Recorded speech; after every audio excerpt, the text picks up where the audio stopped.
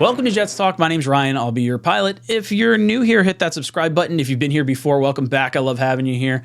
Boys and girls, the NFL draft is in the books. Day 3 recap. We went into the day with 3 draft picks, came out of the day with 5 selections.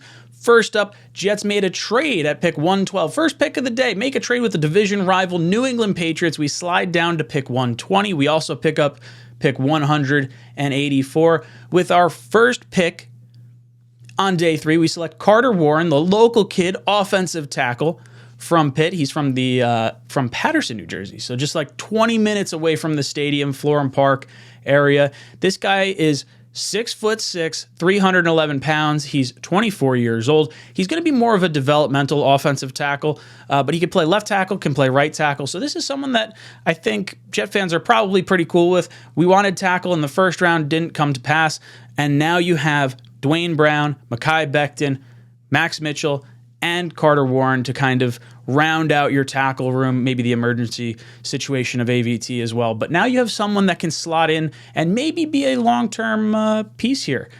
Love to see it. Would absolutely love to see it. He had a meniscus tear that kept him out of the remaining half of the season and the Senior Bowl, the Combine, and Pro Day. I don't think he did anything in any of those. He is a team captain, so this is very much a culture fit for the New York Jets. You can tell Robert Saleh and Joe Douglas over the course of all these drafts have always gone after high character guys that earn the C on their chest. It's important to bring that level of leadership and personality into your locker room to match up with the physical traits that you're also bringing in. So I really like that. Arm-wise, the dude's got a monster wingspan. They're talking about the same size wingspan as Paris Johnson Jr., who wound up going in the first round, first tackle taken off the board. So maybe there's a high upside chance that he could attain that level of success as well. I really like this move. I like bringing in the local kid who's a Jet fan. I feel like players fight a little bit harder for their hometown, and it's cool because their whole family's around there and everyone. I like bringing in the hometown kid when everything is equal. I feel like there's that little extra edge to it. So I'm looking forward to seeing what we can get out of Carter Warren. We follow that up with his teammate. He's going to be running behind him. This is running back Izzy Abanikanda. See? Got that right the first time. Nah, these names are screwing me up. He's 5'10", 216 pounds. He this past year had 241 rush attempts, 1,426 yards, and 20 touchdowns. This guy had a bunch of touchdowns. Absolutely wild. He grew up in Brooklyn, New York, so another local kid. Jet fan. His dad was on the call. He's coming home. He's staying home.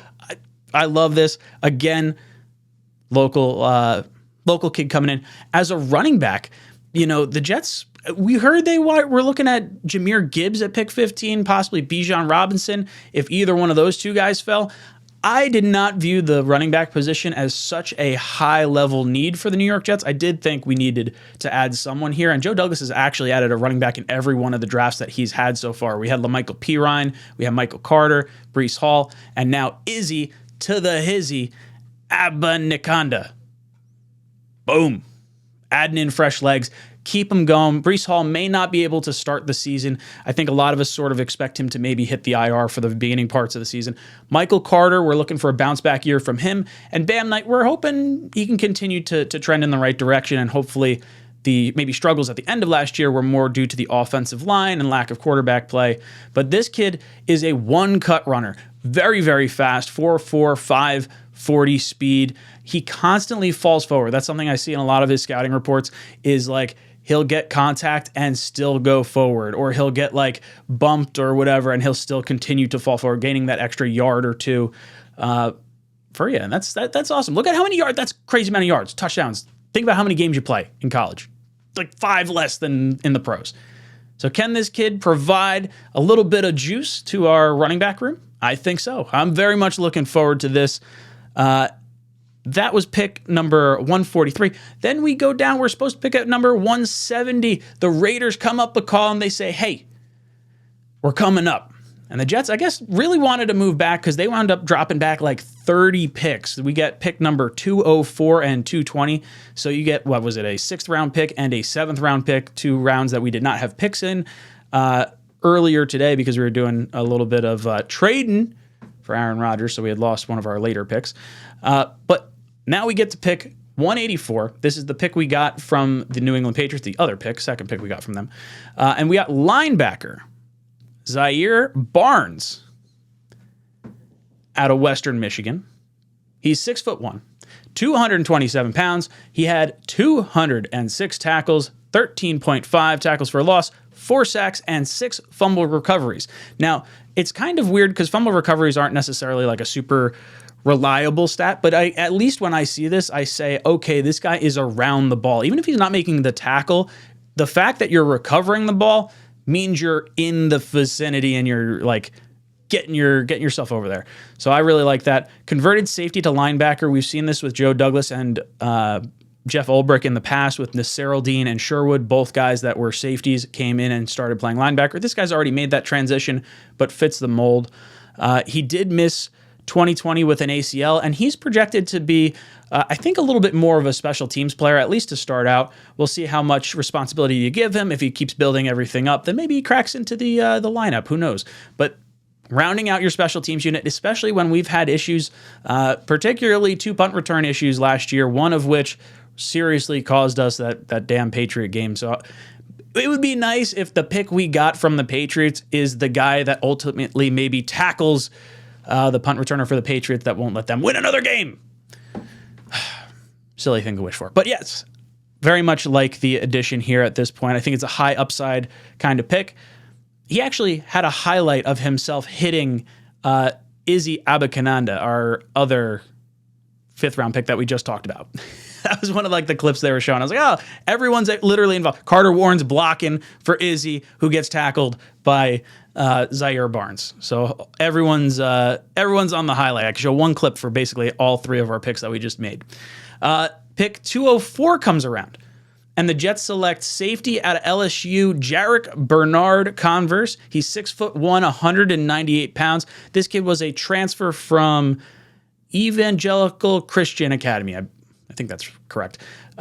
He actually was drafted on his birthday. How cool is that? This kid gets to be a New York Jet, gets selected on your birthday. Best birthday present you could possibly have.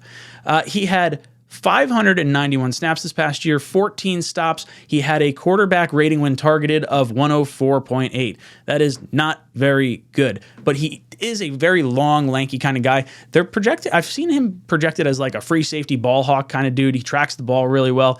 Very, very aggressive. He doesn't give up on a play. I saw it was a kick return, or maybe it was a long run play or pass play or whatever. And like running backs breaking away, this guy's like hustling all the way down. I love the guys that don't give up on a play, because who knows? I don't know how that game ultimately ended, but he makes the tackle and guy doesn't score a touchdown. We've seen that before where like, heck, get stopped on like the, 1 yard line and all of a sudden they can't punch it in. You save your team like 4 points. That's a huge, huge effort type of play. And I think that's what you saw Joe Douglas sort of target in this draft. You saw high upside, you saw high RAS scores, you saw guys that put in high effort and are good leaders. This is just more par for the course, and I like this pick a lot.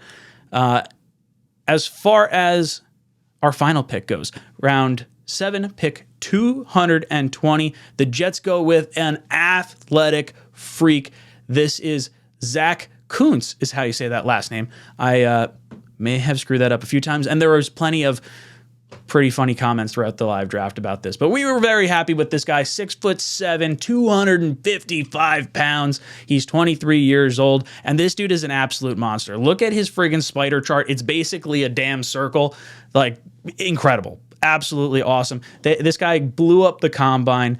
He had, as a junior, had 73 receptions, 692 yards, 5 touchdowns. This past year, he was hurt. I think he only played in like 4 or 5 games, only had like 160 yards or so. But at the combine, absolutely athletic freak. He got a perfect 10 RAS score, which is your relative athletic score. Jumping out of the gym, guy's super fast. He's a mismatch nightmare. I heard him compared favorably to Mike Gesicki. I believe that was Luke over at Play Like a Jet. Pretty sure that's what it was. I saw a really good breakdown of it. I'm excited for this. He could be a deep threat. He's going to be able to sort of mismatch-wise, right? Linebacker, he's going to be way faster than your linebacker, and he's going to be way taller than your cornerback. So how do you match up with this guy? This is the perfect type of tight end that you could bring in, almost like maybe a Mercedes Lewis esque. Well, I don't know. I shouldn't say Mercedes Lewis. I'm just saying like massive size, big tight end mismatch. I'm excited. High upside. Maybe this guy, sits on the practice squad for a little bit or learns a little bit behind the scenes. He's very raw. He's not a very good blocker. You're not going to want to have him in on running downs. But if you need that extra 3-4 yards and you need a mismatch with like a slot corner or something, I'd be looking at this dude. Again, another C on his chest, so a captain. You could tell Jouglas, again, prioritizing this. I'm really looking forward to this draft class. I think day 3 was our strongest day. Like as much as I really like Tippmann in the second round and the edge rusher in the first round, I think day 3 really rounded out some of the depth pieces. Overall, this draft for me felt very much a draft looking towards the future, because you look at edge rusher in the first round, kind of adding to an area of strength already. We got the center in Tippmann. I do think he could wind up starting this year, but it's not necessarily, you don't necessarily need to force it, because you do have Connor McGovern, who started with us last year. And then these guys, rounding out day 3, that's how you fill out a roster. We were talking about it on the draft stream. I believe it's like 64% of NFL rosters are on day 3 or later. So these are important picks that players and teams and fans may not, pay as close attention to, but very, very critical picks. So overall, I really like day 3 of the NFL draft. I thought we got some really cool players. I love bringing back home some local kids, Jet fans, Brooklyn, Patterson area represent. Boys and girls, let me know your thoughts of day 3 of the NFL draft for the New York Jets. Did you like any pick in particular? Let me know what you thought down in the comments below. And as always, go Jets.